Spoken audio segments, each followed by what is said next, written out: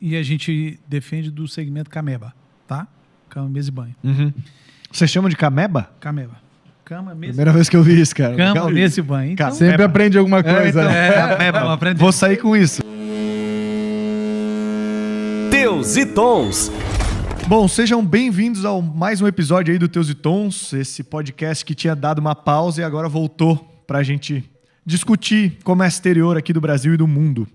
Pra você aí que é a primeira vez que tá nos ouvindo, já entra lá no nosso Instagram, Spotify, etc. Curte tudo lá, o teu dedo não vai quebrar. Eu acho que vale a pena pra, pelo menos, fortalecer aqui o trabalho da galera que vem dividir conteúdo com vocês aí de forma grátis e de bastante intensidade. Hoje, a gente vai conversar sobre uma das coisas aí que já permeia o mundo do comércio exterior há bastante tempo, que é a importação de produtos têxteis, de tecidos e etc. no geral. E para isso, como sempre, eu trago alguns especialistas aqui para a gente conversar. E hoje estão essas 3 pessoas aqui, belas e preparadas para discutir sobre essa importação de têxtil. Vamos começar aqui com as apresentações. Matheus, te apresenta aí para nós, por gentileza. Arlon, primeiramente gostaria de agradecer aí pelo convite, tá? Tamo junto. Uma experiência excepcional aí, não tenha dúvida. Minha vida começou no têxtil através do varejo, tá? Há 21 anos atrás. Eu comecei vindo do varejo e aí vim de uma rede de Minas com 21 lojas. Depois a gente, para tornar um pouco mais estratégico, a gente começou a namorar ali para fazer algum modelo diferente. Uhum. E almejamos fazer a importação direta. Então, desse tempo, a gente fez alguns exercícios ali e tornamos um pouco diferente ali no mercado, na região. Uhum. Enfim, depois eu recebi um convite de uma empresa que era fornecedora dessa empresa, né? Uhum. Do varejo, e fui para São Paulo, Americana. Trabalhei na Cacilmar ali durante 3 anos e meio. Uhum. Fizemos um trabalho, cuidava da parte de planejamento, de projetos internacionais. A gente fala de aquisições internacionais. Uhum. E hoje a gente recebeu um convite há 2 anos atrás para desenvolver um outro, a gente voltando para trás ali do começo, Uhum. através de desenvolvimento de um projeto da Bela Janela através de varejo. Uhum. Então, 21 anos aí atuando no mercado têxtil. Começamos na ponta. Experiência, provavelmente. 21 anos, não é nada, né? Começamos, na verdade, a gente começa dentro da indústria e depois vai para o varejo. A gente começou um pouco contrário, né? Uhum. Veio da ponta para dentro da indústria. Eu acho que é uma experiência muito bacana. Então, vamos trocar um pouco de ideia aí. Eu acho que a gente pode somar aí todo mundo junto aí com informações. Bora. Carla Merchioretto, te apresenta aí, por gentileza. Oi, pessoal. Boa tarde. O meu nome é Carla. Hoje eu trabalho como Key Account na Royal. Tenho 8 anos de Comex aí, né? Nada comparado ao Matheus, mas trabalhei muito tempo na área da operação e também no despacho. Estamos aí para aprender um pouco com essas feras. Show de bola. E por último temos Bazan. Nem botaram o teu primeiro nome aqui, Bazan. Agora tu vai ter que te vender aí, cara, por gentileza. Arlon, obrigado pelo convite. Meu nome é Alexandre Bazan. Eu caí na área têxtil de paraquedas. Eu sou formado em engenharia de telecomunicações. Mas no começo eu tive a oportunidade, acabei me introduzindo no mercado têxtil, inicialmente trabalhando na Bela Janela, no departamento de compras.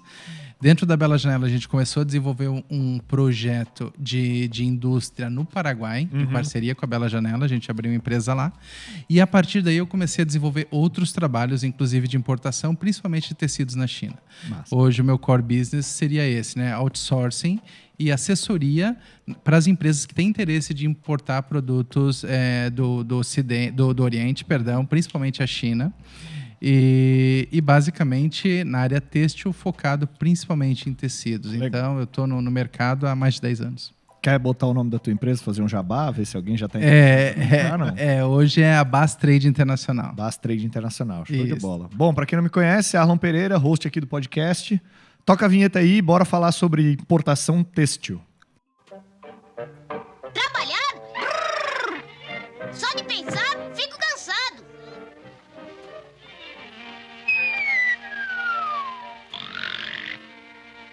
Bom, gente, quero começar trazendo alguns dados aqui que a gente pegou no site do Comex Stat, que em 2022 foram importados mais de 24 mil toneladas de tecidos têxteis. E o valor chegou na casa dos 454 milhões de dólares. Gostei dessa palavra, tecidos têxteis. Deve ser redundante isso, né? Tenho certeza. Mas, Parece enfim. que é. Chegou na casa dos 454 milhões de dólares. em 2022. Se comparado com o ano de 2021, teve uma alta de 42%, cara. É um número extremamente alto aí de crescimento. O Brasil tem importado de vários países, mas a metade desse volume é originário da China e da Índia. Um dos mercados aí que tu tá incluído. Para a gente começar a nossa conversa, queria começar com uma pergunta bem simples. Como é que está a opinião de vocês em relação a esse cenário mundial? Como é que está o otimismo ou pessimismo em relação ao mercado têxtil no geral, sabendo o que sabemos aí do mundo? O que vocês acham? Bom, falando-se de fibras não naturais, né, sintéticas, hoje o Brasil é totalmente dependente dos fornecedores externos. Uhum. Então, por exemplo, falando de sintético, poliéster, etc., rayon, o Brasil é pífio em sua produção, desde fios, principalmente, até a indústria têxtil. Então, a necessidade de importação é inevitável. A gente não tem capacidade de produzir o que o mercado absorve. Isso, baseado desde fios, tecidos e produtos terminados, sejam roupas, tecidos de decoração, etc. Então, assim, o que a gente vê é que a dependência de China e Índia vai continuar num médio prazo, né? É difícil tu desenvolver uma indústria para formar esse tipo de produto num tempo curto, porque a indústria têxtil, principalmente, precisa de um investimento de largo prazo, né? Então, o que eu vejo é que essa dependência continua por um bom tempo. E nesse cenário em questão, assim, de que temos hoje, sei lá, o mundo entrando numa crise econômica, né, geopoliticamente com problemas de brigas e tal, vocês ainda acham que esse mercado de comércio internacional para o têxtil vai ficar aquecido? As pessoas ainda vão consumir bastante? Tem tendência de queda? O que vocês estão vendo, assim? Eu acho que o Matheus conhece bastante de varejo, ele pode nos dar uma opinião, ideia, né, Matheus? Tu não precisa acertar uma mosca voando, mas enfim. Não, eu sou uma pessoa extremamente otimista para tudo, né? Mas o que eu vejo, acho que incrementando o que o Bazan fala, linha premium hoje, independente de fibras sintéticas, enfim, mas vamos falar em linha premium. Hoje no Brasil ele ficou bem defasado em relação ao mercado mundial. Se você falar de médio para cima, você com tecnologias, a estrutura que tem lá, a tecnologia, você hoje tem que buscar fora. Hoje o Brasil não tem competitividade mais para esse tipo de itens. Mas, na minha visão, num contexto aí de importação têxtil, ela vem se ampliando. As oportunidades sempre vão existir. 42% de crescimento em relação a 2021, né? Eu acho que não, a galera deve estar botando 4 moletons para sair de casa, né? Então, é que a gente tem que pontuar uma inflação aí dentro desses 42. Claro. Existe uma questão de quantidade de quilos aí, ou metros que a gente tem que pontuar. Mas eu acho que uma coisa que é relevante aí em relação à inflação que a gente teve e que a gente teve comentando hoje na vinda ao Bazan, a gente comentou que realmente já estão voltando aos patamares ali pré-pandemia. Eu falo em relação a valores lá fora. Enfim. Isso quer dizer uma queda, né, no valor? Sim. Porque na pandemia aumentou-se muito o preço da mercadoria em si, né? Pela oferta e demanda que exatamente. Coisas negociadas, não tinha nada negociado, tinha tudo rever, né? Então, se a gente comparar aí, a gente teve um pico aí, e aí se a gente hoje analisar as origens do custo lá fora, realmente eles estão pré-pandemia. E o nosso mercado ainda ele é muito suscetível a preço, ele é muito sensível com relação a preço. Então, as importações se fortalecem por isso, né? Baixando os custos de importação. Os impostos são basicamente percentuais fixos, mas baixando os custos de importação, de frete, etc., se torna muito mais competitivo. E a gente fala principalmente de China e Índia, que são os maiores, mas desde que grandes marcas conceituadas começaram a fabricar em Bangladesh, Vietnã, se quebrou um pouco o preconceito que tinham dos países asiáticos. Legal. E entra muita coisa. Então, ainda se fala muito de China, principalmente, mas Bangladesh está crescendo muito em desenvolvimento de produtos terminados com preços muito agressivos, comparados inclusive com a China. Daí você tem Vietnã e países que realmente eles têm uma defasagem muito grande financeira que gera uma competitividade muito grande. A mão de obra é muito barata. E hoje na China a mão de obra cresceu muito, o custo de mão de obra. Exatamente. Tanto que, pela nossa experiência no Paraguai, em alguns produtos, a gente consegue quase bater de frente com o custo China. Por isso, pelos custos que aumentaram na China, inclusive. Eu dei uma pesquisadinha antes de vir, né? E segundo a ABIT, Associação Brasileira de Indústria Têxtil e Confecção, A estimativa é que esse ano teria um crescimento de 5% só comparado ao ano passado. Mas, por conta do novo governo e tal, os especialistas ainda estão meio com o pé atrás, mas eles explicam que o boom do ano passado foi por conta do retorno da pandemia. Né? A galera saiu da pandemia, já querendo sair, né? dar o rolezinho e tal, atualizar o guarda-roupa. Então, deu um boom no mercado têxtil que... Uma demanda reprimida também, Exato. né? Os 42% aí, né? A galera... E faz Mas parte até de algumas Sabe uma outras coisa coisas, que eu né? falei com o Bazan que é muito interessante? Manda. Não, acho que eu não falei contigo, mas é uma análise bem bacana.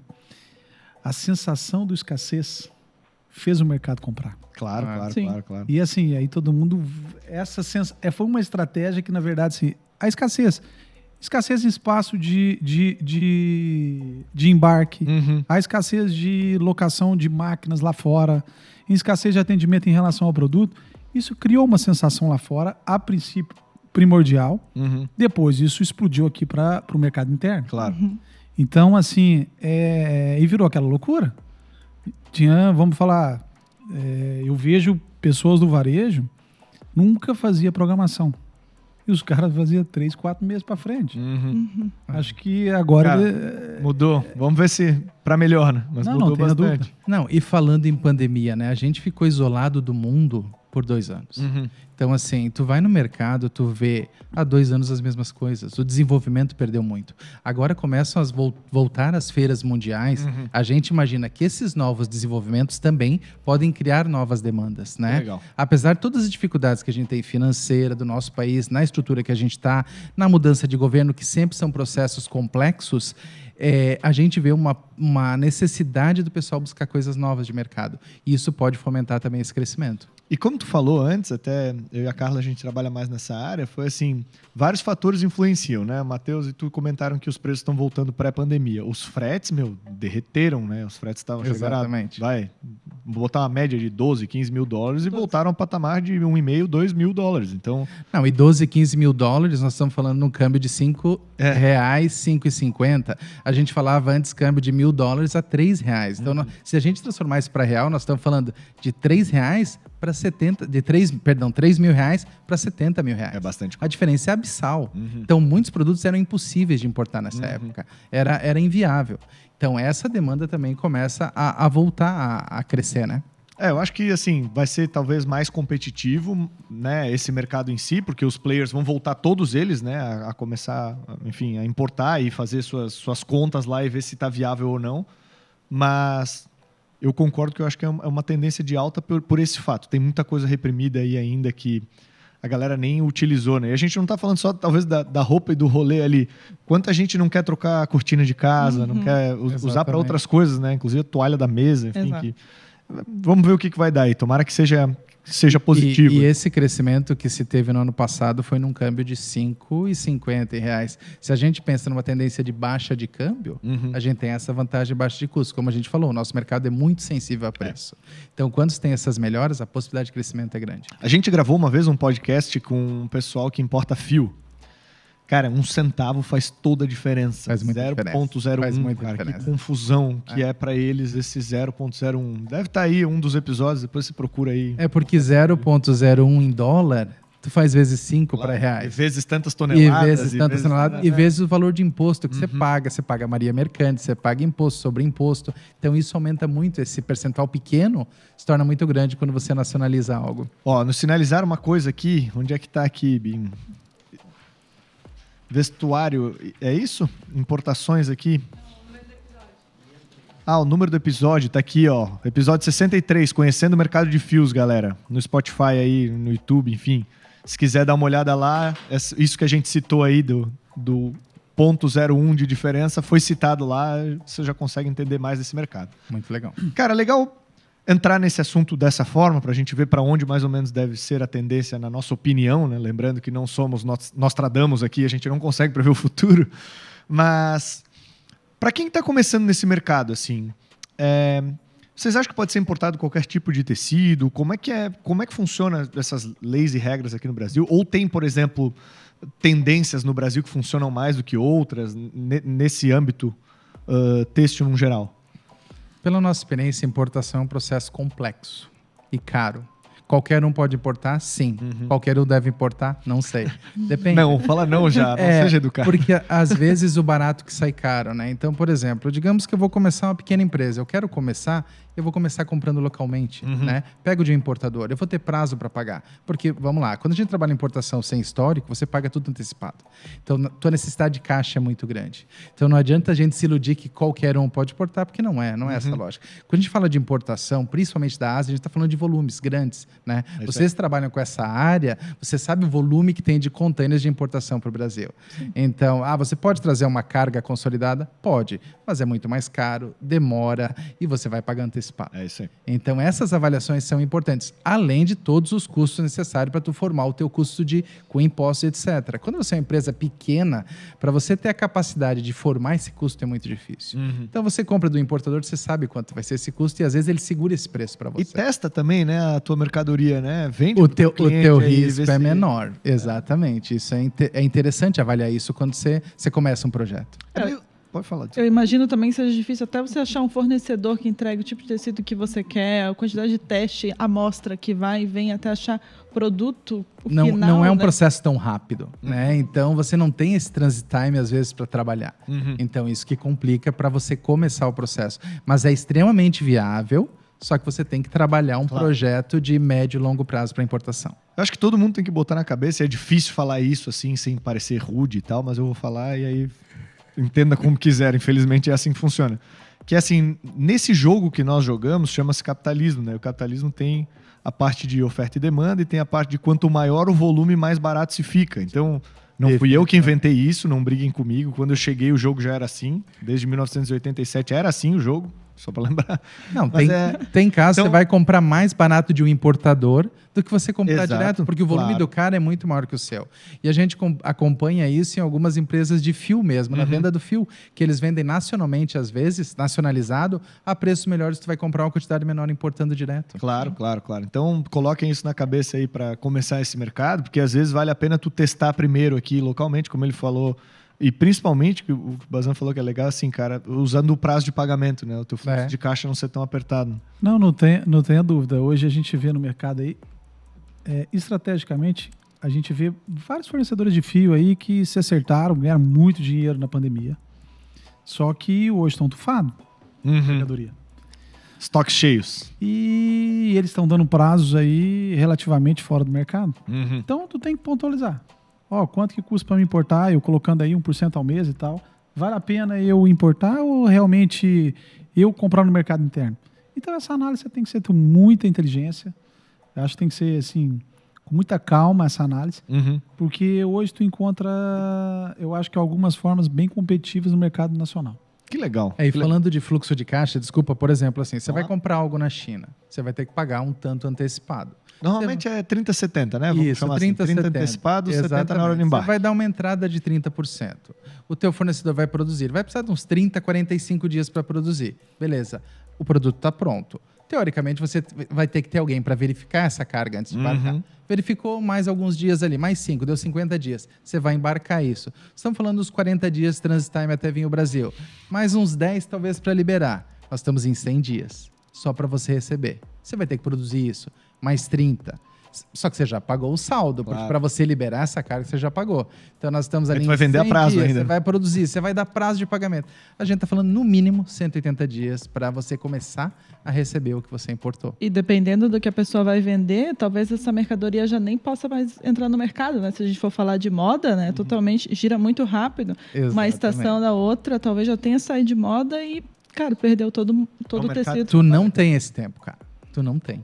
Trabalha com uma antecipação, até por isso que essas empresas de fast fashion estão ganhando mercado cada vez mais, né? Porque elas conseguem antecipar e entregar uma velocidade absurda. A gente foi ano passado numa palestra do Caíto Maia, da Chili Beans.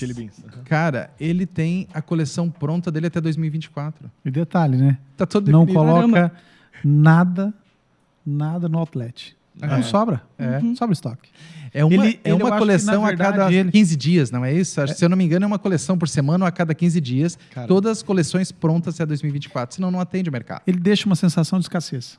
Na verdade, é o seguinte, ele deixa totalmente a sensação de escassez no mercado.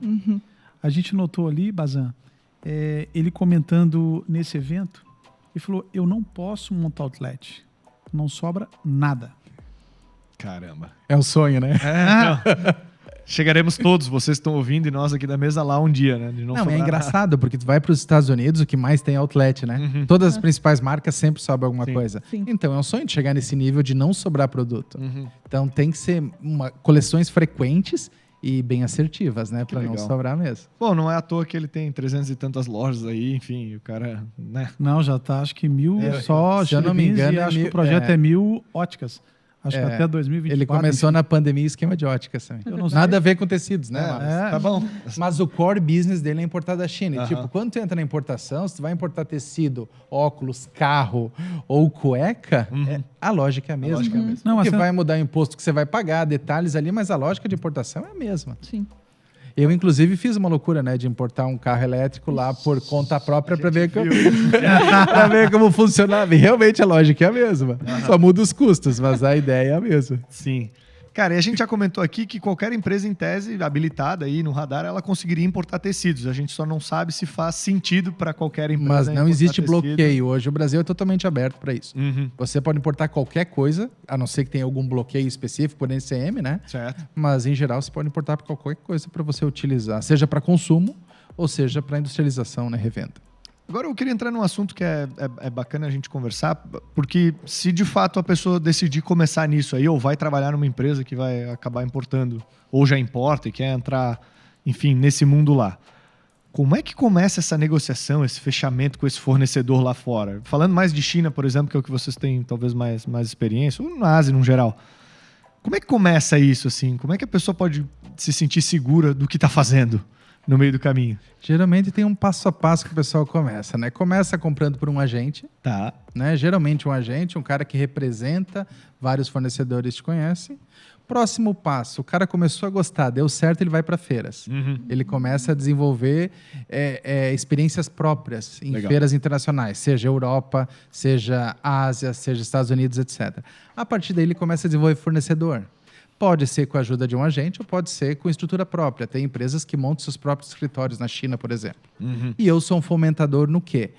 Nessas empresas que têm interesse em ter um contato direto com o fornecedor, eu vou ser os olhos dele dentro do fornecedor na Ásia. Então, eu não trabalho como agente. Eu sou um facilitador do negócio, mas sim, representando o cliente do Brasil na China. Eu sou os olhos dele lá. Legal. Hoje o pequeno que quer começar, ele não pode começar pelo Alibaba, famoso? Muita gente faz isso, tá? Só que existe o rating lá do Alibaba, do tipo de fornecedores e tal, mas eu ainda acho que é um pouco arriscado. A China é um mercado muito grande. Então, tu vai para uma cidade chamada Yiwu. Tu conhece? Já fui lá. Cara, Yiwu tem um shopping lá que quase todos os dias do ano tá aberto. Tem 70, 80 mil lojinhas. Eu fiz uma conta lá para você rodar todos os instantes, gasta 6 meses. Não, eu dei, acho que 22 mil 74, passos em Yiwu pelo relógio. É uma 22 mil experiência, passos. é uma experiência única, cara. Acho que todo mundo deveria conhecer aquela cidade. Eu porque- quero muito, hein? Então, pensa no Alibaba, tu vê de um produto 5 mil fornecedores. Como é que tu filtra isso? Ah, não, vai ter o hit, mas desses 5 mil tem 1.000 que é 5 estrelinhas. Ferrou. É difícil filtrar. Então, e nós somos brasileiros, a gente gosta de pegar, a gente gosta de ver, né? Entendi. Então, as feiras eu acho que é uma porta de entrada muito interessante para... Tem um certo custo de você viajar, de tempo, logística, etc. Mas eu acho que é uma experiência única, que você vai ter mais crescimento. Mas, até na real a gente já discutiu isso aqui bastante, assim, que era depois da pandemia, o que ia mudar e virar novo normal e o que ia voltar a ser o que era, assim, né? E, cara, eu vou falar uma coisa meio ousada aqui, mas eu acho que quase tudo voltou a ser como era. Sabe? Me arrisco a concordar Cara, contigo. assim, falava, o trabalho vai ser só remoto. Não, tá todo mundo voltando. Porque a gente vai conseguir fazer tudo online. Não, as feiras, tipo, a gente teve a Intermodal agora recentemente. Bizarro. Cara, a quantidade de pessoas lá. Não conseguia andar, né? Parece um formigueiro aquilo, cara. Então, legal, as pessoas voltaram, tiveram um relacionamento legal, mas eu não acho que grandes novas coisas ficaram, assim, cara. Tava parecendo o show do Coldplay. Parecia. Eu acho Durante que- os 3 dias, tá?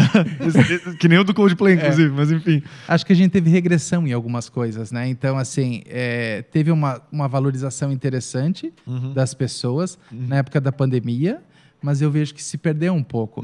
A gente vê empresas grandes, né, que tinham um método legal de gestão, Sim. já indo para uma maneira um pouco mais fechada, regredindo bastante nesse sentido.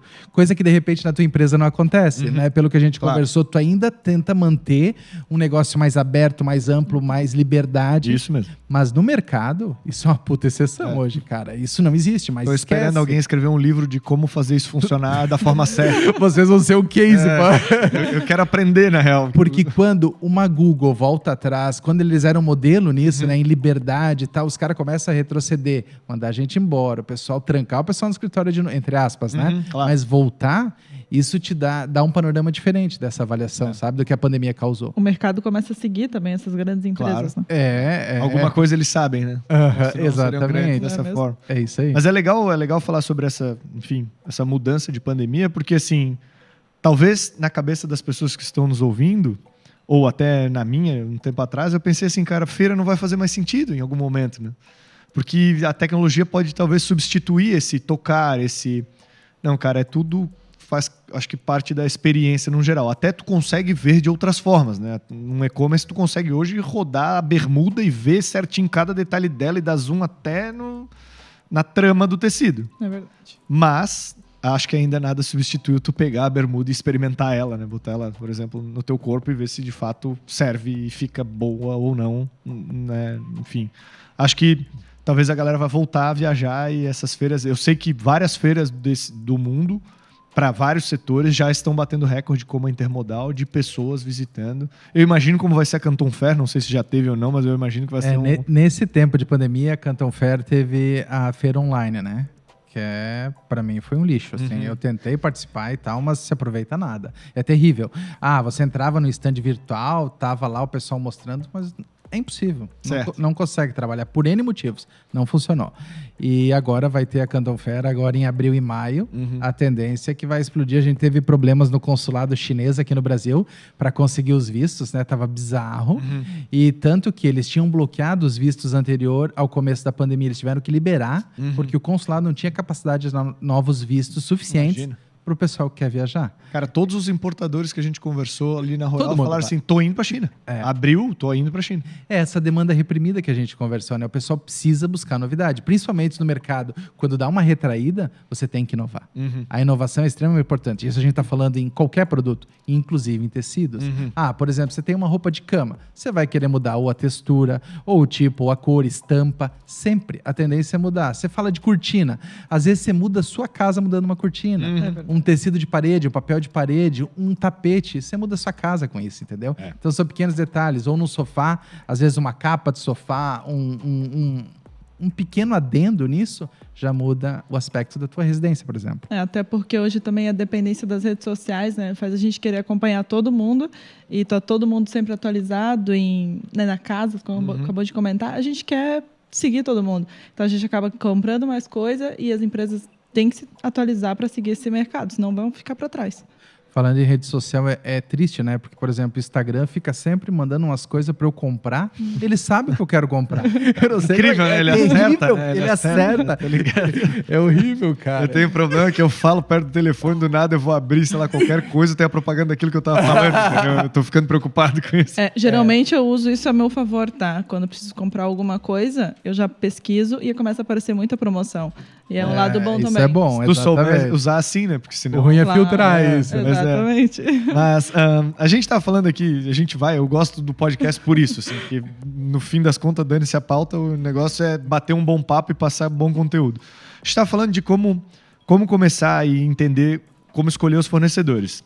Né, o Bazan deu uma ideia aí para nós de como funciona, a Carla fez esse questionamento do Alibaba aí, que é uma das fontes que podem ser ou não utilizadas. Matheus, na tua experiência, cara, o que tu viu sendo feito aí, ou hoje que tu já conhece alguns fornecedores e tem confiança neles, já tem anos de relação, como é que foi essa criação, assim? Primeiro, tu cria um relacionamento. Hoje nós falamos, relacionamento para mim, em qualquer negócio, é tudo. Quando eu ia na China, chegava naqueles stands bonitos e, enfim, aí olhava, o olho do pessoal brilhava, enfim, aí na hora que você olhava, era uma trade. Nunca era um direto. E aí eu falava, não, cara, eu vou lá pro fundo do túnel, lá no beco lá, que ali eu vou falar direto com uma fábrica. E aí tu cria relacionamento. Aí tu acha a fábrica, fala assim, amanhã eu vou lá, eu gostaria de, daqui 3, 4, 5 dias, agendar uma visita na fábrica. Direto ela falava contigo, não, pode visitar, vai ser muito bem receptivo, enfim. E vai ser muito legal. Mas quando você ia num negócio, num stand muito bacana, gostaria de visitar a fábrica amanhã. Os caras, mas pra quê? Cara, Como assim, fábrica? isso aqui é cilada, não dá. Não dá. O mineiro, ele é extremamente desconfiado, né? E aí, na hora que vê um negócio desse, eu falei, cara, não dá. Não dá. Enfim, então são experiências que a gente vive. Às vezes, o que o olho vê não é o que a gente realmente vai encontrar por trás. Então, são experiências ali que a gente leva para a vida. Ninguém dá nada. Cara, tô lembrando aqui agora de uma empresa de um determinado segmento. Cara, tava o pai, a mãe, a irmã e o irmão. E aí eu tinha um target. E eu falei, cara, eu vou chegar aqui e vou falar determinado valor. E o meu inglês, assim... Meio barro, meio tijolo. Meio mineiro, enfim. Cara, e chegamos, na hora que ela falou assim, the price não é um problema. Eu falei, pô. Aí eu falei, tá bom. Então tá bom. E aí nós fomos, né? A quantidade é essa e tal. Nada na feira eu encontrei próximo que ela me apresentou. Mas era fornecedor direto. Então, a partir dali, eu realmente comecei a enxergar a feira de uma maneira diferente. Né? Não é o que os olhos verem. Às vezes a gente olha aquilo foi criado para aquilo, e a referência que a gente tem é outra. Então, experiência de vida é só vivendo realmente, indo lá, vendo e vivenciando tudo que dá experiência. Bom. E falando de relacionamento com os chineses, eles são servidores, né? Então eles... Bom, tu morou lá, né, Arlon? Então, pô... É incrível a maneira que eles servem a gente. Mesmo sem falar a tua língua e tal. Eles são profissionais nisso. Isso a gente tem que, em determinados momentos, aprender com eles. E assim, realmente, como o Matheus falou, preço na China não é o problema. Às vezes o problema é a qualidade. Claro. Porque pro mesmo produto, tu pode ter várias faixas de preço. Mas às vezes a gente se ilude, né? Que um produto que tá $1, eu vou pagar 10 centavos é o mesmo produto. Não vai ser. Então... Apesar de o cara te dar o desconto, né? Mas ele faz nesse uma oferta momento pra eu ti. dei sorte, Bazan, porque além do produto ser mais barato, o produto era superior, tá? Pois é, então. Não Há é todo casos, dia. há casos e casos, né? Mas assim, e outra coisa que a gente tem que entender da cultura do chinês é que a gente tem o costume de levar o trabalho de uma maneira muito emocional. Então, por exemplo, se eu tô teu parceiro, eu vou ser teu parceiro por 10, 20 anos, até que dê algum problema e tal, mas a gente vai trabalhar junto. O chinês, ele é totalmente frio, é um negócio. De repente, ele embarcou uma carga para ti, teve problema. Não tem nada de emoção. Resolve aquele problema, fazemos outro pedido. A gente vai ficar com aquele trauma. Claro, não, mas claro. ele me vendeu um tecido com problema. Mas talvez o próximo não venha. Então, assim, a maneira de eles trabalharem com o negócio é bem diferente do que a gente trabalha. Então, o relacionamento existe, mas cada negócio é um negócio novo.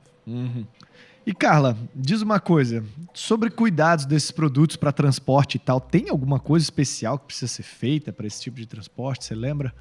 Depende muito, na verdade, né? Por isso que a gente sempre pede a classificação bem certinha da mercadoria, o tipo. A gente sempre pede container bem limpo, porque, querendo ou não, cheiro, né? O container sujo pode influenciar muito no tecido. Umidade, né? Exato, pode influenciar muito no tecido do nosso cliente.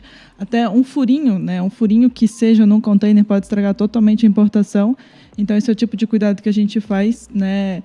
A gente tenta cuidar da operação para que ela venha e a carga chegue aqui totalmente sem defeitos, porque é uma carga que a gente tem que tomar bastante cuidado. Eu já tive casos de receber cargas de tecido que o tecido veio totalmente mofado. E a gente vai descobrir o que era, se tinha problema no container, não tinha. Então foi no manipular, eles manipularam o tecido no dia de chuva. E ele ficou muito tempo armazenado, daí viajou ainda nesses 50, 60 dias, ele acabou mofando o tecido. A gente tinha feito uma leitura, cara, uma informação legal, assim, em alto mar, container chegava, eu não vou lembrar quanto, mas eu vou chutar assim, uns 70 graus, 60 graus dentro, assim, tipo, e cozinha tudo que tá lá dentro por um E tempo. pensa, com umidade, é muito fácil para gerar mofo ou algum outro tipo de fungo, né? Então, a informação pode estar errada dos graus, tá? Depois a gente pesquisa e fala. Mas assim, era uma temperatura extremamente elevada, assim, que ninguém normalmente prepara a mercadoria para, assim. Para ver a importância dessa manipulação e do processo de frete, né? Então, às vezes, tu tem um trabalho muito bom de compra, muito bom de verificação de qualidade e tu paga o frete mais barato, sem se preocupar com isso, e tu chega com o problema aqui. Vende frete caro para nós. Vende frete Caro não, justo. Vamos ser justos. Beleza. Não caro, Justo é melhor. Justo é melhor. Porque assim, o que acontece? Daí você vai descobrir que tem problema depois que você pagou os impostos, imposto sobre frete, inclusive não só sobre produto. Daí tu vai receber o teu produto, a mercadoria, tu vai ver que teve problema. O fornecedor pode até te ajudar na China, mas em cima do custo de tecido, não do serviço. Todo o serviço de frete, etc. Então a gente tem que ter cuidado com esse processo também, que a importação é um case muito complexo. Não é só a compra. O tempo, né, cara? Se tu parar pra pensar o tempo, assim, pô, esperou 60 dias para chegar a tua mercadoria, quando ela chega, ela tá com problema. Vai mais 30 para produzir, mais 30 para embarcar, mas, cara... Fora o estresse. E também aqui a gente vale salientar a importância de botar o seguro também na carga, né? Às vezes são poucos dólares ali que você vai pagar em cima da carga, principalmente fios, que querendo ou não é um baixo valor.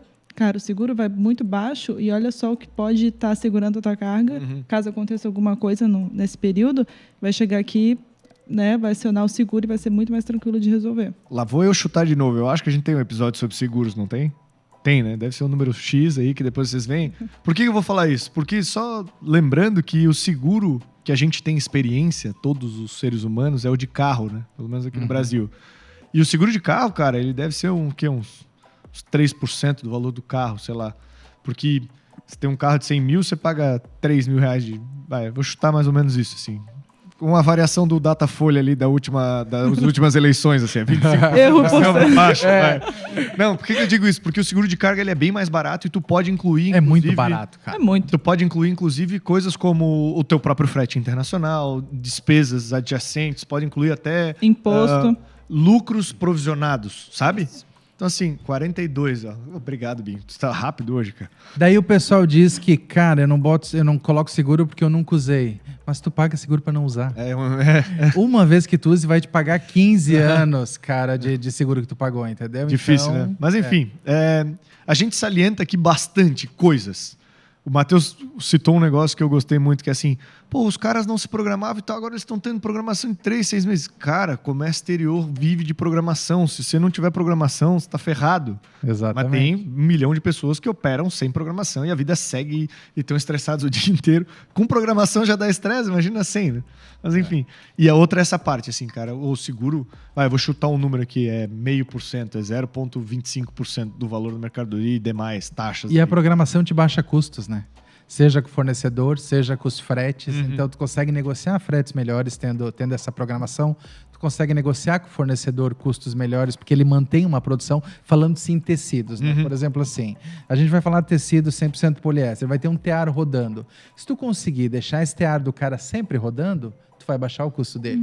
Mas se tu deixar, ele vai produzir para ti uma semana, ele para uma semana, produz uma semana, o custo é muito maior. Então, essa programação é extremamente importante para quê? Para baixar custo. E também para ter uma qualidade standard, né? Claro. Tu tem um fornecedor sempre produzindo para ti, vai te garantir mais qualidade, obviamente. Mas, ô Bazan, você falando dessa questão de ocupação, vamos falar lá fora, culturalmente. Tu vai ocupar, por exemplo, 6 teares durante 6 meses. É melhor você ocupar 6 teares a 6 meses do que dar uma programação, voltando à programação, de dar uma porrada. Você vai ocupar 6 meses, mais uma quantidade de máquina maior. E vamos falar que ele gastasse aí 10 máquinas e aí agora, por uma programação maior, ele ocupava 15 máquinas. Aí ele vem negociar contigo. E aí tu fala, agora eu tô com o estoque alto. Preciso de 2. E agora eu preciso que eu vou ocupar 8 teares. Tu não vai conseguir o meu preço. Então, você tecnicamente, assim, numa negociação, tu precisa se programar realmente de uma forma sensitiva, que o fornecedor é realmente assim, cara, ele quer volume? Ele vai falar assim, tá, mas você me ocupava 15 teares, agora você me ocupava 6. Desculpa, aí agora depois tu me ocupou 15, e agora tu me ocupa 8, ele não vai te dar o meu preço. E ele tem que vender esses teares, essa ocupação para outras pessoas? Claro. Uma hora ou outra ele vai... Então, assim, é um negócio que você precisa realmente, assim, estrategicamente, numa negociação, você precisa pontuar cada caso para você levar em conta realmente o que você quer buscar. Então, E às não vezes... basta tu conhecer o produto, tem que conhecer o processo. Né? Claro, claro. Então o teu custo está baseado nisso. E é isso que a gente fala só na fabricação do tecido. Daí quando tu vai falar em acabamentos mesmo, lavagem, tinturaria, estamparia, cara, é um caminhão de informações. E daí quando você fala em tecido, você tem a parte de brush que você vai fazer para dar um toque diferente, você vai fazer lixagem, etc. As terminações aumentam muito o custo do produto. Então entender processo é importante para tu comprar melhor, sempre falando principalmente de tecidos, né? Aí vai dar empatia na conversa com o teu exportador para ver ali o que fica melhor para ele, para ti, chegar num denominador comum aí, né? Exatamente. Faça parte aí do como comprar melhor. Mas estou lembrando aqui, eu tive um professor aí na vida e ele sempre falava, Matheus, para aprender, a gente tem que pagar caro. E às vezes você importa. Vamos falar, determinado item aí vai custar R$50. E você importa. Na hora que você contabilizar todos os seus custos, você vai falar assim, ficou em 52. Pô, eu podia comprar no mercado interno, pagava R$50, podia pagar com 90 dias, fiz toda uma antecipação. Mas vale aprendizado. É isso aí. Vale a persistência. Porque muitos esbarram, às vezes, Claro. nessa barreira. E o cara tem que pensar que se tem alguém vendendo Viveu a 50 no experiência. mercado interno é porque comprou mais barato. Viveu a experiência, não foi boa, o cara vai e corta. Mas enfim, tu tem que prosseguir. Claro. E eu não sei que índice que hoje realmente isso deve prevalecer em relação a pessoas que não dão continuidade, empresas que não dão continuidade em importação. Mas eu acho que deve ser o maior índice, tá? Então, aí vem a tristeza, já que a gente já comentou nesse podcast. O último levantamento que a gente tinha feito num episódio aqui era, eu acho que 0,25% dos CNPJs brasileiros são aptos a importar e exportar. Tem o radar. 0,25% habilitados. Não quer dizer que importem ou exportem. Sim, sim. Estão habilitados a. Então, assim, é nada, né? Pouquíssimo, meu Deus. É nada. Tem mercados que são 20, 30, 50 e o nosso é 0,25. É pífio. É pífio. Então, óbvio, tu começou falando isso, né, Bazan? Que é complexo o comércio exterior. Sim. Mas depois de 10 anos, 20 anos de experiência, o cara vê assim, complexo mas nós já sabemos por onde ir, qual caminho ir, onde que não se deve ir. O comércio exterior tem um pouco desse problema que é a gente só aprende baseado em multas que a gente leva ao longo da vida. A gente tava falando disso hoje, falou né? isso hoje, antes de chegar aqui no estúdio. Mas, por outro lado, ele não seria tão grande assim como é no Brasil, né? Um dado aí que a gente tem de fonte do Dataliner ou do Logcomex, são mais de 5 milhões de teus entre importação e exportação no Brasil por ano. 5 milhões de containers de 20 pés importados e exportados. Enfim, imagina um container de caneta e agora tu imagina 5 milhões e tu vê quanta caneta dá para, né, tentar imaginar esse tamanho, assim. Então... E a gente fala nesse podcast principalmente tecidos, né? Mas tem muitos produtos acabados que entram e existem distorções, né? Então, por exemplo, assim, tem casos que o custo do tecido, de impostos do tecido é mais caro que o produto acabado. Não é viável importar esse tecido. Vamos entrar já nisso, cara, que são esses tributos e taxas aí sobre tecidos. Como é que funciona isso, mais ou menos? Vocês têm uma ideia para nos passar nesse ponto? Cara, Bom, para mim isso é uma das coisas mais complexas que tem do negócio, porque às vezes é um pouco abstrato a informação e tu não acha muitos profissionais capacitados. Então tu não consegue simplesmente pegar a tua tabela NCM e dizer, não, eu vou classificar aqui. Porque às vezes se mudar tipo de tintura, tipo de estampa, já muda a classificação. Sabe que eu e a Carla a gente passa por uns perrengues assim, ó. Vários agentes nossos internacionais acabam vendendo frete na sua origem, vamos dizer lá na China, e o frete vai vir prepaid para o Brasil, tem que ter alguém aqui para receber essa carga e fazer o trabalho para o importador e vamos dizer que nós fomos os escolhidos. O cara pergunta assim, qual é o imposto desse tecido aqui? Assim, cara, ou cota para mim DDP. Aí eu fico dizendo, cara, como é que eu vou explicar pra esse cara que, tipo assim, o Brasil é muito mais complexo do que o que ele fosse imagina. assim fácil. Assim, nem em português eu entendo direito, quem dera traduzir o que eu não entendo pra inglês e te explicar. É. Mas brincadeiras à parte, assim, é por essa complexidade e por tanta variável, né? Não, assim, eu vou trazer aqui. A gente teve recentemente vários benefícios. Vamos falar. O Bazan tem uma grande abrangência ali, um conhecimento amplo, acho que é pioneiro ali no Paraguai. Mas a gente tinha um determinado produto que se trazia pelo Paraguai, Uruguai, enfim, pelo Mercosul. E no Brasil zerou a taxa. Ok? E ele tornou, principalmente em Santa Catarina, devido ao benefício TTD, ele virou um grande benefício para trazer para cá. Então gerou, lá no Paraguai, não me lembro, mas era por volta de 40, 50 carretas por dia. Desse produto vindo pra Desse cá. produto. E aí trouxeram para cá. Virou um produto extremamente competitivo. Ok. Mas a gente tem uma distorção em relação a determinados itens aí, que o tecido, ele equivale a 26% de imposto. Ok. Imposto E de aí- importação, né? Fora os Imposto de demais, importação, exatamente. E a gente tem produto, que é a mesma base do tecido, Terminado. terminado, e ele gera hoje 14,4%. Quem é que Cara, vai produzir é uma isso? revisão que acho que o Brasil deveria analisar, porque assim, a mesma forma que foi feito esse do Paraguai, é a mesma lógica. É emprego que traria para cá, enfim, vários benefícios. Um Então, insumo nunca poderia ter imposto mais alto que o produto terminado, porque isso não fortalece a indústria de forma Claro. alguma. Então, existem essas distorções, né? Então, é complicado. E essa análise dos códigos aduaneiros, NCMs, é muito complexo. Eu tive casos, por exemplo, de um mesmo tecido, uma mesma base, eu estar importando há vários anos, Alguém questionar. cai na mão de um fiscal e é questionado. E daí o que acontece é que essa mercadoria fica apreendida até você provar que você está certo. A gente prova, mas eu às vezes levei 40 dias para provar. Eu paguei a armazenagem por esses 40 dias porque o fiscal não concordou com a nossa classificação. Daí tu prova, tá liberado, mas esse custo... E ninguém vai pagar aquela conta por ti. Não, o custo é teu. Entendeu? Então existem essas... Não é frequente, Aham. mas acontecem essas distorções também. Entendi. A gente estava falando de tributos e taxas, né? E o quão complexas elas são, assim, enfim. E é engraçado falar isso, né? Porque eu fiz um teste, a gente estava conversando um pouco antes aqui de começar sobre o ChatGPT, né? Aham. Eu fiz um teste, botei assim, gostaria de saber a NCM de um prego de ferro, nananã, ele classifica para ti, cara.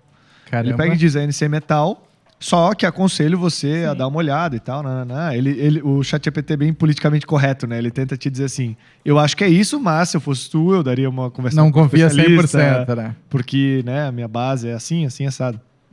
Mas como se fosse simples assim classificar um produto e muito mais simples ainda saber os impostos desse produto aqui no Brasil, né? Porque tem coisa que está num lugar, tem coisa que está em outro. Eles estão tentando até fazer um portal único assim para tentar se... Facilitar, né? mas até o momento, até onde eu sei, não está ainda em Que eu plena saiba também, operação. não tá. Bom. O Brasil é muito complexo, né? Falando, por exemplo, um panorama comparando com o Paraguai. Aham. Paraguai, os impostos de importação das mesmas classificações são bem semelhantes ou iguais ao Brasil, porque trabalham com a mesma nomenclatura, mas impostos do país é imposto de valor agregado, é o IVA, 10% IVA para tudo. 10%. Cara, é muito mais fácil. Entendeu? Claro, tem o crédito e débito com relação a compras e vendas, mas é 10%. Não tem variação. Então é muito mais prático e muito mais objetivo e claro essa informação, né? Então, assim, para quem quer trabalhar com importações de tecido, não sabe como classificar, para onde ele vai, ele tem que achar um despachante. É isso. Né? Um despachante, um agente de cargas também que pode auxiliar ele em como acompanhar esse processo, mas o despachante talvez seja o profissional mais adequado a ajudá-lo a classificar esse produto. Até porque influencia bastante coisas, né? Uma classificação errada não só pode fazer tu pagar mais ou menos produto, como tu também levar multas e travar tua carga aqui e cair em algum tipo de canal. Até perda de carga em alguns casos, né? Pode acontecer, o que seria o pior dos mundos. E que custa, né? Pô. Até perder custa. E tu já pagou, né? Não, tu paga os impostos e ainda perde a carga. Cara, enfim, a gente começa... Tem duas coisas aqui que... Cara, 80 episódios depois, né? A gente tá no... Deixa eu pegar aqui, número 70 e alguma coisa. 76. 76 de gravação. Talvez os lançamentos aí tenham uns para antes ou depois. Mas tiveram algumas frases aqui icônicas, cara. Teve um despachante que veio aqui, eu achei essa frase o máximo. Ele falou assim: no Brasil, até o passado é incerto. Eu falei, como assim, cara? Sim, cara, eu importo paçoca, como ela, já destruí ela, joguei fora. Isso aqui já foi reciclado, já virou um copo. E aí, 4 anos, 9 meses e 12 dias depois, a Receita Federal vem e diz assim, ó... Tá errado. Tá errado. Tu vai ter que pagar mais imposto. E o passado já foi isso aqui. Já foi processado pelo corpo, já saiu. E eu tenho que pagar um imposto a mais por isso e tal. Então, no Brasil, até um passado é incerto. Pelo menos 5 anos para trás. Sim. Tu não pode errar. Tu não pode nem errar, né? Não é questão de tu de ter má índole nem nada. O erro não é permitido. E uma coisa que eu não gosto, talvez, no Brasil, né, já fazendo uma crítica, enfim, é o fato de que aqui a gente tem que oferecer as coisas baseado no que entendemos. Então, assim, o imposto é a gente que escolhe o quanto vai pagar. Tu tem que dar a informação para a Receita ou para qualquer órgão, enfim, em versus os outros países que a gente sabe se o cara já recebe a fatura. Tem a guia pronta, né? A guia para o cara. Aqui a gente faz a nossa própria guia, então a probabilidade de erro é muito alta, né? Bem difícil, por isso que talvez fique mais complexo. É complexo, não é claro, e tu assume toda a responsabilidade. Então, por isso que tu tem que ser bem assessorado. Esse tipo de processo, falando-se de importação, não é para principiante, né? A gente tem bastante experiência, tem que pegar profissionais qualificados. Tem que buscar no mercado gente que tem experiência. Porque essa experiência, no curto prazo, parece caro, mas no longo prazo pode te fazer economizar muito dinheiro. A gente que levanta sempre uma bandeira sobre terceirizar o que não é nosso core business, assim. Pelo seguinte fato, né? Imagina que a Carla, ela cuida de fretes internacionais. Se um importador, ele tenta por si só fazer o frete internacional dele, a experiência dele vai só nas operações dele. A Carla está fazendo operações de vários clientes, de vários tipos de mercadoria, várias origens, tantas coisas, que a probabilidade dela aprender mais rápido e ter sacadas do que pode e não pode ser feito é muito maior, né? Em menos tempo. Eu concordo totalmente com isso. Diria principalmente assim, um exemplo prático. Tens problema no coração. Tu vai querer ser operado por um cardiologista ou por um clínico geral? Entendeu? Ali. Tem muito generalista, mas tem especialista que pode te auxiliar. Então, claro, existem casos que tu não tem capacidade de pagar por especialista. Mas podendo, vai atrás do melhor. É isso que eu acho, sabe? Eu penso... Show de bola. Tem uma pergunta aqui, quero até começar com a Carla, com a visão que tu tem de agenciamento, que é se vale a pena importar tecido. O que tu já viu aí, cara? Já começou por eu mim, acho já. Que a resposta, né, enfim, ela é meio óbvia. Depois de aumentar 42% de alta de valores, deve valer, né, de alguma Não, forma. a minha resposta é que amanhã eu já vou abrir uma empresa, tá? Com pau. Não, assim, Arlon, eu acho realmente que vale a pena, ainda mais porque a gente... acho que vai crescer, né? As pesquisas mostram que vão crescer e, cara, é um mercado totalmente aquecido e vai totalmente... Eu acho que a gente chegou a comentar, né, Carla, que o Brasil nem tem capacidade, né, para produzir determinados itens que aqui se consome. Pela demanda, né? Então tem Exatamente. uma demanda aí onde Mais tem do demanda que valer a pena é inevitável. Então, a gente não é autossuficiente em tecidos não sintéticos, por exemplo, né? Dá uns exemplos de tecido não sintético, só para a pessoa... Você vai falar, por exemplo, em microfibras que se usa para toalha de mesa, para roupa de cama, para cortinas, voais, blackouts, que são tecidos que usam fios de poliéster. A gente não tem capacidade. Legal. Então, se não vai importar o tecido, tu vai importar pelo menos o fio. Então, a interdependência de países como China e Índia, principalmente, onde os custos são mais baixos e a capacidade de produção é enorme, é inevitável. Então, assim, vale a pena, sim, mas mesmo que não valesse, hoje a gente não tem outra opção. Claro. Então, são duas coisas, na minha opinião. A nível país, a gente tem que trabalhar a importação, porque a gente está trabalhando em mercados globais, né? Então, a gente não consegue ser individual em tudo. A gente importa o que vale a pena tecido, o que vale a pena você importa fio, o que não vale. Quando você fala em fibras naturais, algodão você consegue comprar no mercado local. Se produz muita malha, principalmente na nossa região em Santa Catarina, Blumenau e proximidades. Mas é importante que tenha essa avaliação que os tecidos, por exemplo, sintéticos, a importação é inevitável. Eu acho que uma dúvida também que muita gente deve estar se fazendo é o porquê que o Brasil não produz. Por que a gente não produz o que a gente consome? Né? O que é maquinário? É falta de mão de obra, de pessoal? Muito tempo atrás aconteceu uma desindustrialização pelos custos. Se tornou muito caro produzir isso no Brasil. O Brasil, um tempo atrás, ele até produzia bastante fios de poliéster, por exemplo. Mas isso se tornou tão barato a importação que o mercado desistiu de produzir e começou. Os caras que eram fabricantes de fio se tornaram importadores. Então, basicamente, como o nosso mercado é sensível a preço, foi a diferença de preço que foi inviabilizando a indústria nacional nesse sentido. Vou só dar um ênfase aqui. Eu morei em Americana quase 4 anos. E a Americana tinha 400 a 500 empresas de tecido plano. Era o polo do Brasil em tecido plano. Por exemplo, Brusque é um polo em tecido malha. E a Americana, em 1993, 94, era o polo em tecido plano. Acabou. Vamos falar em 2019, 2018 ali, tinha, sei lá, pouquíssimas empresas com competitividade. Por exemplo, a tecnologia que se utiliza lá fora é muito mais competitiva do que aqui. Vamos falar. Hoje, muitas empresas aqui no Brasil trazem... Vamos falar em Santa Catarina, tá? Específico. Vamos lá. Elas trazem tecido e elas trazem tecido branco para estampar aqui. Aí vai fazer o tingimento, depois estamparia, enfim. Todo o processo produtivo aqui. E hoje, lá fora, se você produzir, vamos falar, você compra já estampado, ela já se torna mais competitiva. E com uma qualidade extremamente superior. O Brasil precisa rever alguns conceitos. É igual nós falamos aqui.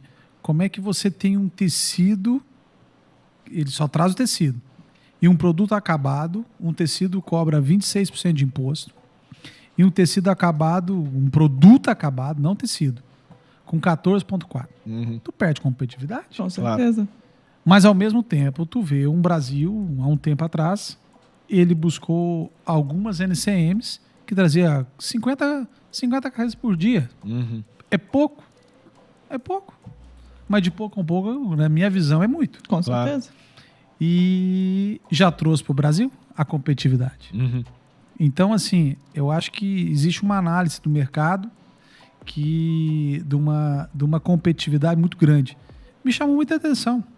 Por exemplo, eu lá atrás comprava de origem Paquistão e Índia, onde você vê um Paquistão com uma empresa com 16 mil funcionários com 1% de importação no Brasil. Aí você fala, cara, como é que tá em 1% só? Tá. É um produto que se traz um produto prêmio. Qual o percentual desse produto no Brasil hoje? 2%, 3%, 4%? É pouco. Mas aí você tem que trazer para valor. Às vezes as pessoas trazem só o percentual, mas tem que trazer em valor. Claro. Então, assim, 20% equivale a quantos valores? Então, assim, eu acho que é uma inteligência de mercado que tem que fazer, algumas análises que tem que ser feitas, mas eu sou o cara mais positivo do mercado. Eu falo que... Né, Bazan? Vou falar aquela frase nossa lá na Bela Janela, a gente fala. Qual que é? Aqui a tristeza chora de alegria. Isso aí, cara. Não, cara, e assim, essa análise tem que ser feita. Então, assim, às vezes a gente vê algumas análises e, assim, passa pelo vulto. Eu acho que nem o mercado tá vendo isso. E uma coisa, por que às vezes, para o pessoal entender, por que os custos são mais baixos, seja na China, Índia e outros países asiáticos, né? Porque as leis são extremamente diferentes. Então, por exemplo, as necessidades de controle de meio ambiente na China são muito menores que tem no Brasil. Isso gera muito custo para a gente industrializar alguns produtos no Brasil. Falando mesmo de benefícios para funcionários, comparando China com o Brasil. Eu nem estou avaliando quem está certo e quem está errado. Só que o panorama, a diferença é abissal. E isso impacta muito nos custos. Então, quando o pessoal diz, mas por que a China é tão barata? Porque a realidade é totalmente diferente. Cara, eu vi isso na pele lá. Eu tenho algumas coisas a falar que aí eu acho que clareiam mais. A primeira coisa, assim, já começa com uma questão CLT. Aqui a gente é extremamente protegido como colaborador numa CLT. Sim. Lá é 0, cara. Lá, assim, tu tem férias, 7 dias. E só. Você não tem benefício, não ganha vale nada. Você dorme na empresa. A maioria das indústrias tem dormitório, você dorme lá, vive lá. E normalmente elas são tão afastadas dos centros que as pessoas nem vão assim para uma cidade que tem praia, nada. A tua vida é aquilo. A tua vida é a empresa e aquilo lá. Quem é o brasileiro que tá afim de fazer isso, cara? Né? Só põe a mãozinha na consciência, cada um que tá ouvindo aí, e vê assim, será que eu moraria na empresa onde eu trabalho no interior do Brasil para seguir minha vida, ganhar pouco e comer lá naquele lugar todo dia, ter 6 mil pessoas lá trabalhando comigo, num regime semi-escravatório, vou chamar assim, porque não tem direito a nada e talvez tenha mudado de um tempo para cá, né? Eu morei lá em 2010. Mas em 2010, 2011, até 2012, era assim, cara. Você não tem direito a nada. Punk. Você sai da empresa, valeu, campeão, um abraço pra ti. Aqui você ganha 13º e férias atrasadas com não sei mais o que, com tempo de casa, com INSS, sei lá, tem um monte de coisa aleatória que lá é valeu, campeão. Só isso, cara. Então, aí tu vai tentar competir. Eu tô falando só de pessoas. Fora impostos para as empresas, fora incentivo, porque lá na China se ganha um rebate do governo com cada exportação feita. Uma devolução de imposto. Há uma devolução. Então, cara, olha o incentivo que o cara dá. Aqui eu acho que é exportar. 0 o imposto de exportação, mas como um geral a empresa não ganha nada por exportar. Né? Não. Tem um abraço. E eu fui em regiões lá que tinham, sei lá, numa região pequena, 10 mil fábricas, onde o shopping da cidade era o supermercado. Então tinha supermercado e posto de gasolina, basicamente. E claro, McDonald's, KFC, 1 ou 2. E o Starbucks aleatório lá perdido. Isso é perdido, mas basicamente era isso. Né? O panorama na China começa a mudar, os custos de funcionário aumentam um pouco, mas, por exemplo, as empresas não pagam imposto sobre funcionário. Então, se o funcionário ganha $500, o custo do funcionário é $500. Entendeu? Então, os impostos são em cima da renda. Igual aqui. Igualzinho. É super claro, super simples. Então, assim, nem tanto para um lado, nem tanto para o outro. Né? Então, talvez eles tenham o mínimo possível de benefício e a gente tenha o máximo. Né? Se conseguisse encontrar um meio que fosse viável, talvez fosse o ideal ainda. Mas, assim, a gente tem que entender as necessidades de um país. Né? Nós estamos falando da China de 1 bilhão e tantos milhões de pessoas com nota, digamos. Claro. Fora os que não são registrados. É muita gente. Né? Então, as necessidades são enormes. Se a gente falar de Brasil muitos anos atrás, a gente talvez chegue num panorama parecido com o que a China um tempo atrás. A China está evoluindo muito. Isso mesmo. Desde a pandemia, desde 2020 que eu não vou. Então, eu estou indo agora em abril. A gente vai ver como é que está a China hoje, né? Para onde que ela foi. Mas assim, tu vai para a China todo ano, cara, ela evoluiu muito. Ela evolui em 1 ano, coisa que a gente não vê em 10 no Brasil. Então, é muito rápido. Tem seus prós e contras, né? Não que isso seja sempre positivo, né? Mas é uma mudança constante. É que nem sempre crescimento é desenvolvimento lá. Eu vi muito crescimento e talvez assim... Muitas vezes desordenado. E o próprio colaborador não tem nenhuma proteção, entendeu? Tem. Então, assim, cresceu um monte. Mas e aí o desenvolvimento... A qualidade disso, né? E aí, o tipo de liberdade que eles têm. Aí a gente entra num buraco sem fundo, discutir sobre essas coisas. Complexo. Mas é interessante saber, assim, eu lembro muito de assistir o Jornal Nacional e parecer uma coisa ruim importar, né? E a balança comercial ela sempre tem que dar positiva. Mas tem que lembrar que, assim, sabe o molho de tomate que você come em casa ou a cortina da sua casa? Talvez ela seja importada e você só tem acesso àquele modelo ou àquela qualidade naquele valor que você quis pagar, seja ele caro e super fashion na sua casa ou baratinho, mas tinha que ter uma cortina. Talvez foi porque foi produzido lá fora e o Brasil tem essa possibilidade de trazer esse produto e atender essa demanda interna que tem aqui, né? Que importação não é uma coisa ruim, né?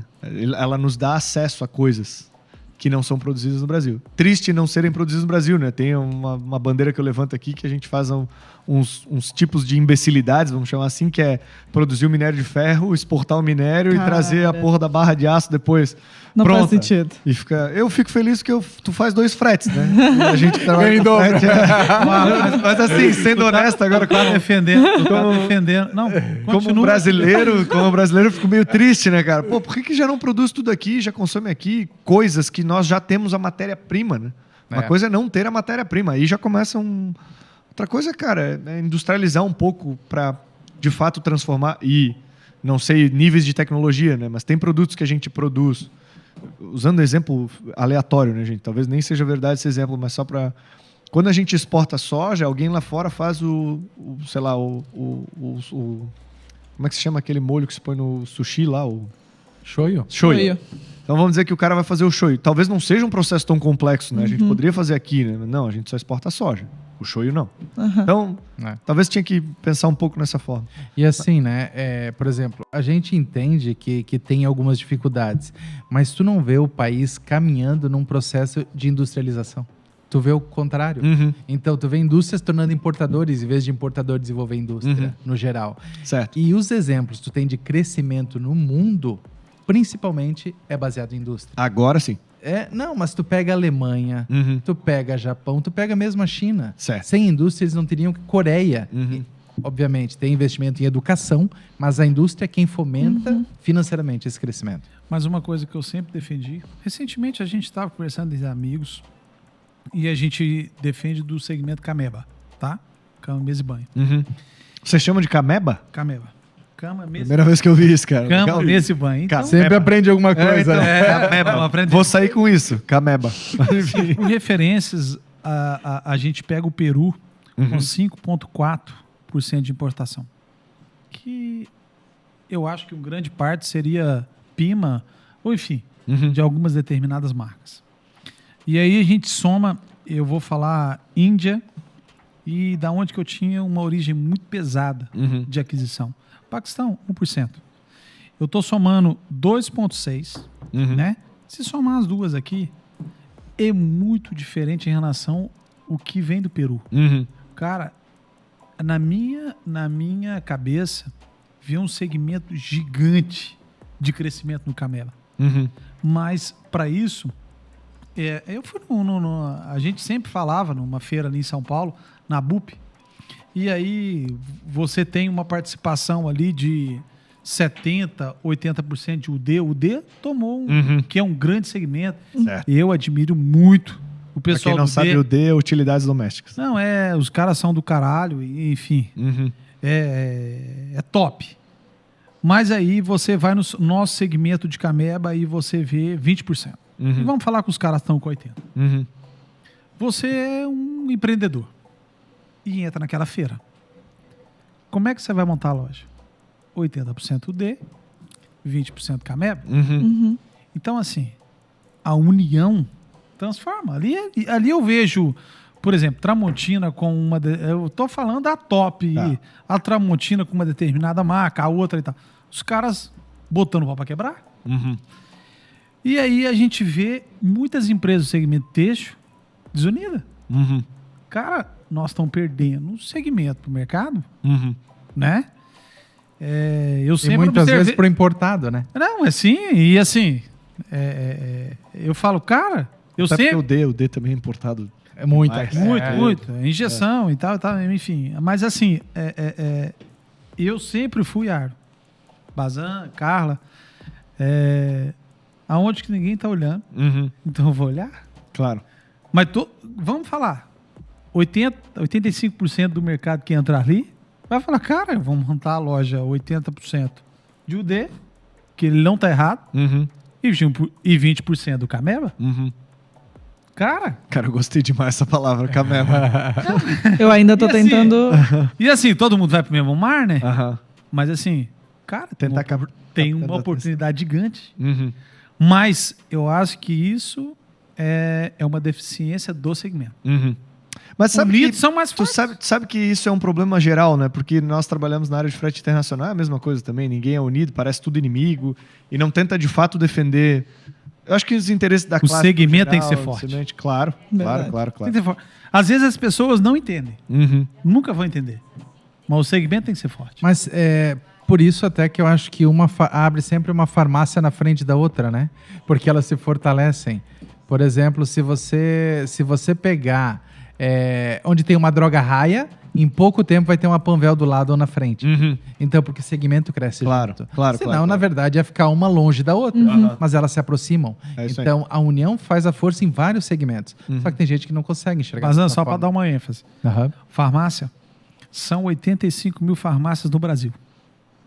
Depois de supermercado, É o que mais tem. é o que mais tem. É muito. Em Por Itajaí isso- é assim, agente de carga, depois... depois farmácia, tá, gente? Por isso, existe tanta farmácia dentro do supermercado. Uhum. Cara, eles são uma força de venda. Uhum. Nós estamos abrindo lojas. Uhum. Nós temos 3 lojas do lado de farmácia.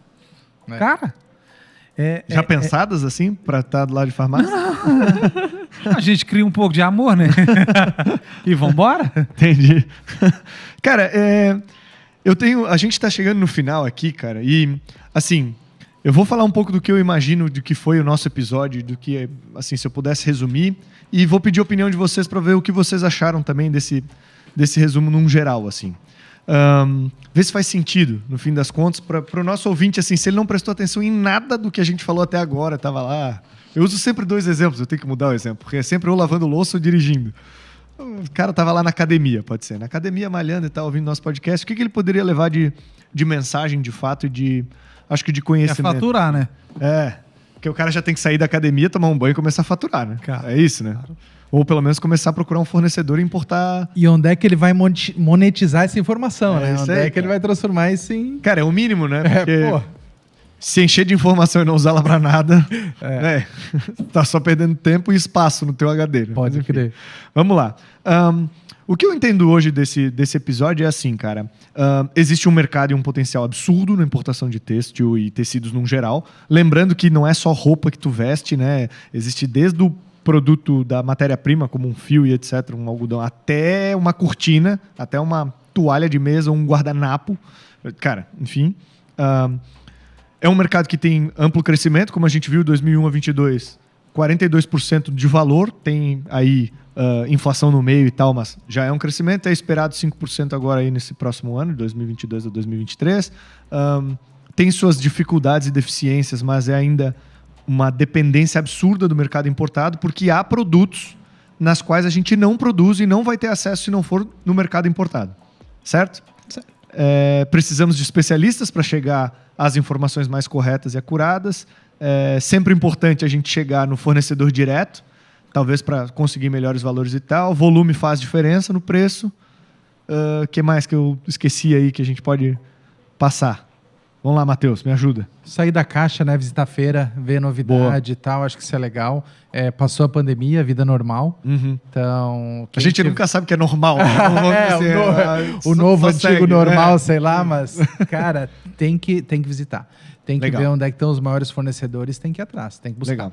Eu acho que uma outra dica aí, que é muito legal, é o que a gente vive. A gente Boa. vive ao redor de pessoas que realmente querem buscar.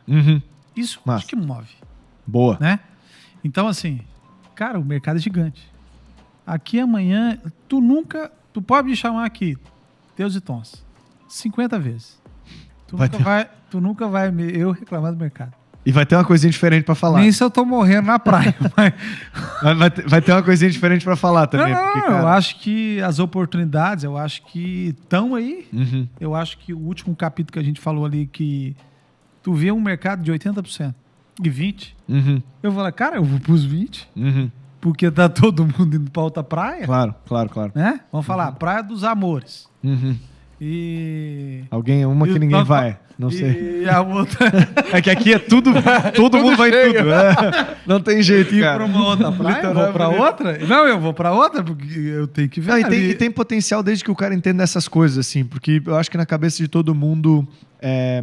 Talvez ainda não tá claro que às vezes tua casa muda com uma janela ou com uma cortina de cor diferente ou com um papel de parede que muda todo o cenário da casa. A gente até tava discutindo aqui antes como é que ia ser o fundo do Teus e Tons. A gente tá num outro andar agora aqui. Nós vamos colocar um tecido de parede aqui. Já vamos. Vamos, a Bela vamos. Janela vai produzir. Não, vai Vamos, patrocinar o tecido de parede aqui. Aí eu Mas, gostei. ó, Aí eu tecido gostei. 11 e Se vamos quiser botar doar iPhone também, como a gente tava falando, pode doar também. Eu sei que não é a praia de vocês. Mercedes, né? Mercedes, fica à vontade, né?